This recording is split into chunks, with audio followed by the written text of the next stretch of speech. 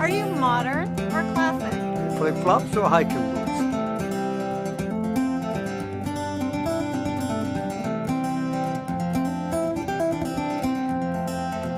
Binoculars or reading glasses? Surf or turf?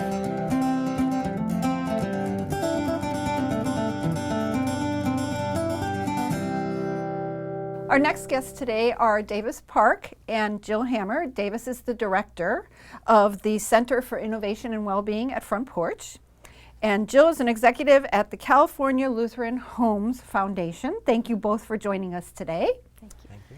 Davis, thank you for joining us today, and welcome back to the show. Good to be Great here. to be here.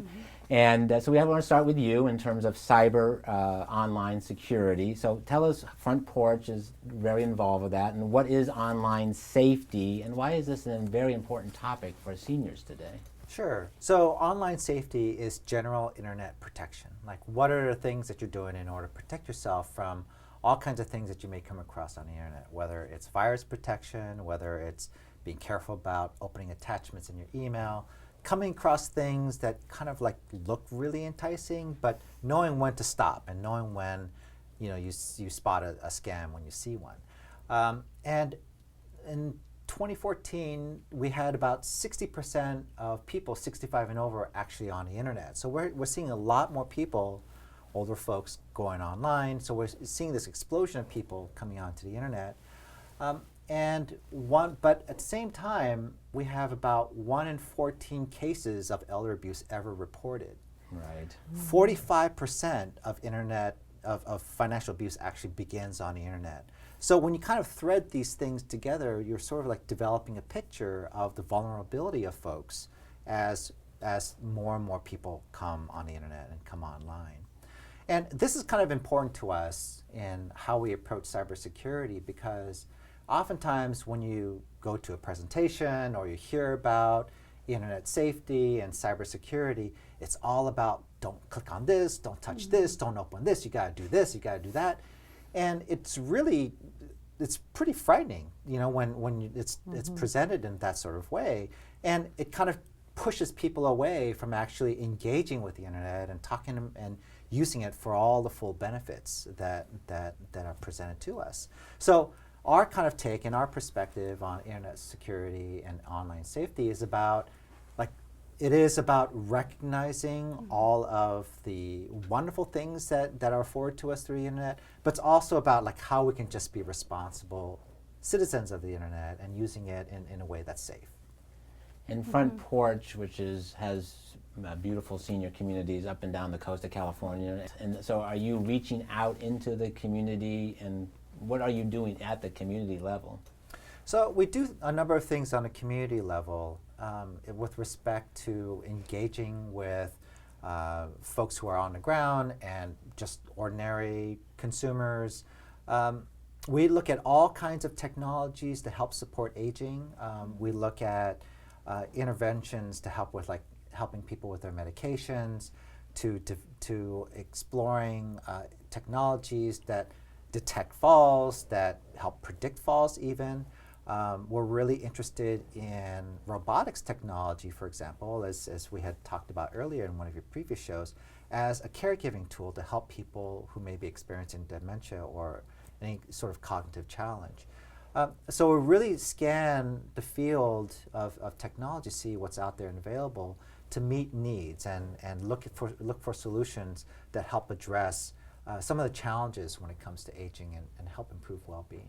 Just one more follow-up question. I'm just curious, there's been a study of how many of your residents at the communities are on smartphones versus flip phones. Sure. So we've done polls with Front Porch communities on looking at the penetration of smartphones and iPads and tablet technologies, and we're finding that it's around 30%. About 30% of folks who are coming to our communities have some kind of device and technology.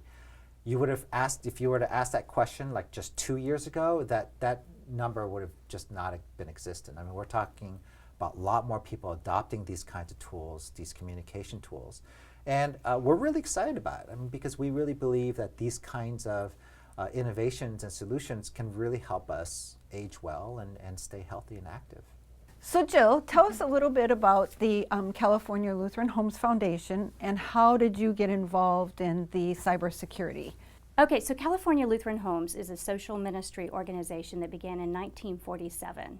And we are one of the original 3 partners that formed Front Porch. And so we are Front Porch partner, and that has been a really wonderful sort of marriage of many organizations to come together. So what happens in the foundation is that we are able to fund 100% programs that enhance quality of life and also innovation. So none of our fundraising or gifts that come to us go to core operations. And so that's a wonderful impact of every dollar that comes in. Part of what's really great about the organization too is that we are a safe place for our residents to make estate gifts or planned gifts that have a long-term impact.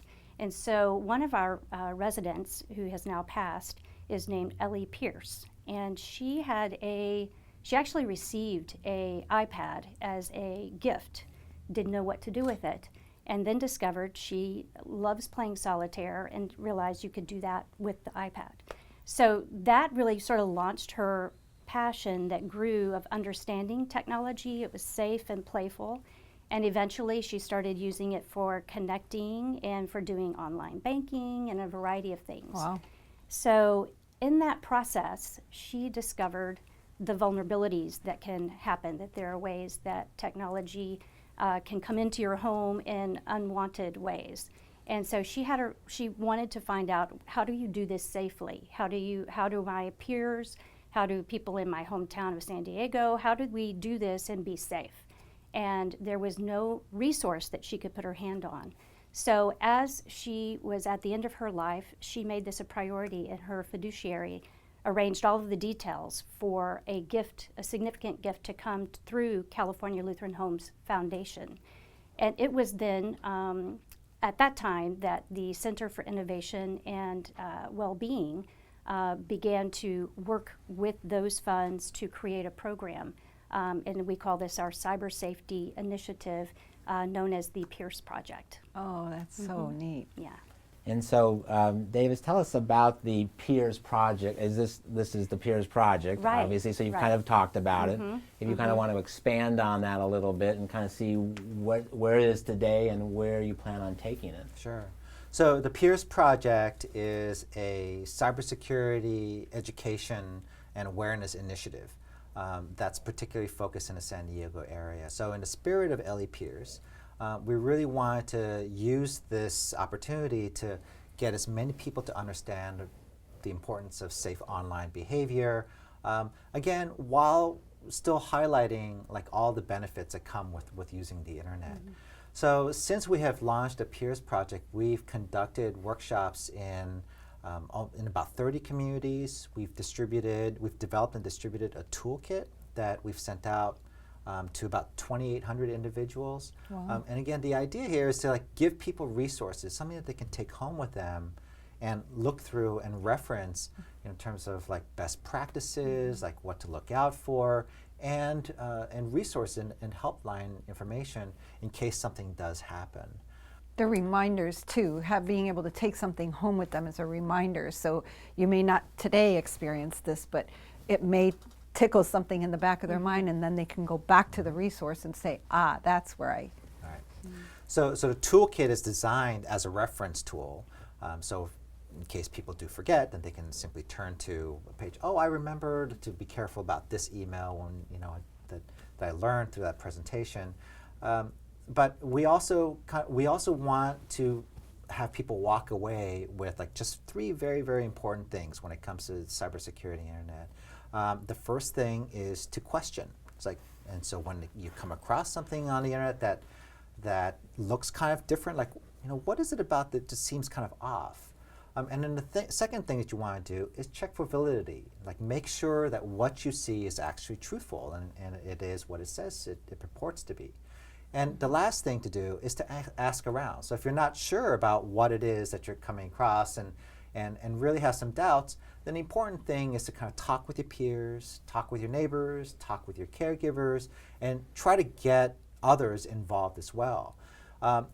As I had mentioned, one of the important statistics about elder abuse is that only 1 in 14 of cases are ever Very reported. true. That's the sad And part. the reason why people don't report these things is because they're embarrassed, they're scared, and they don't want to seem like they weren't doing something correctly. And so, but it's really important for us to share these stories and to let others know. So the more that we all know as a community about how to avoid these kinds of scams and this sort of fraud, the more we'll be able to protect ourselves because we learn from the experiences of others. And so it's really important for us to share these kinds of stories. Is the scam process. It's a business in itself, obviously, and they're very well trained. And you can be a highly educated, highly intelligent individual, and fall for a grandmother I'm in jail scam, or the foreign lottery scam, and there's a new scam a month. Right. So I encourage the continued process of the Peers Project. So given that you are a foundation executive, again, if somebody were to want to make a gift through their estate plan, is that something they would contact your organization? That's right. That's right. We can be contacted by email or by phone, and we love the opportunity to partner with donors who are really wanting to make a difference, whether in the lives of their own community or the broader community, like Ellie Pierce. And then they could direct those funds to That's the right. Peers. Specific project like she Yeah, did. that's right. So the gift would be to California Lutheran Homes with a specific identifier of how they want that to have impact. And often, because we are very relational in how we operate with donors, both who live in our communities and in the broader community, we have conversation that lead from one kernel of an idea to a bigger idea. And so that's part of our mission, yeah. And you don't have to be Lutheran. You do not have to be Lutheran, that's right. Or Californian. That's right, or Californian, that's so true, thank you. That's right. And again, Patty and I, as you know, we work in the real estate world, and with prices have gone up, again, over the last 3 or 4 years so substantially, we just try to, when we talk to people, we say, you may want to carve out. It doesn't have to be the whole thing. Right. Carve out 10%, 15%. You own this very lovely home with an ocean view in La Jolla. Right. Or anywhere in Southern California. Think about it, and we really try to facilitate that conversation and get them to talk to their families so that there's harmony Absolutely. going through. Absolutely. So we appreciate Yes. what you're doing, and we hope that we can help you at any time in getting that word out, because we have seen it way too often where we've seen it, and it's really a sad situation when somebody is getting abused in some fashion. So I applaud you both. Davis, last word for you. Any last comments on the Peers Project or what Fort Porch, the innovation, is doing that we can help you with in terms of getting the word out? Sure. So I think that again, it's really important for people to be safe when they're on the internet, and we also again want to make sure that people experience the fullness and the richness of being connected, because being connected is really, really important as Very we important. age, and staying connected with our friends and our family members. But And we fear also- will stop them from doing that. The Right, fear will exactly. stop. So the idea behind the Peers Project again is to recognize like the wonderful benefits of being online. Banking, you can get affordable items while going online shopping, and staying connected with friends and families. But again, we just need to be responsible and make sure that when we do come across something that we question, we ask, and we check. So those are really the important things that we want people to walk away with. And my final, I want to thank Front Porch for helping Patty and I launch Senior Stay or Go TV. It has been very changing for us in terms of getting you folks on board. And anybody here, and again, we know we can speak for San Diego, Yeah. whether it's Frederica Manor, Wesley Palms, Carlsbad by the Sea, Casa or de Casa de Mañana. Mañana, or Summer House.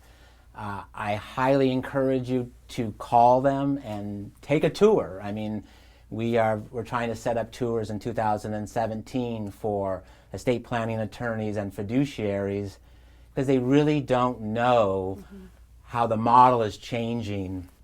As you say, you went from almost 0% to 30% of people that are coming in with smartphones and tablets and things like that. They are places to thrive. They are places to live a fabulous quality of life. And I want to thank you guys so much for helping Patty and I get the word out.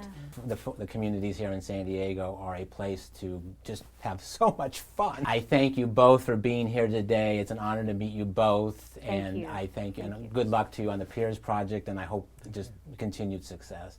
And that's it for today. Thank you for watching Senior Stay or Go TV. Are you modern or classic? Flip-flops or hiking boots?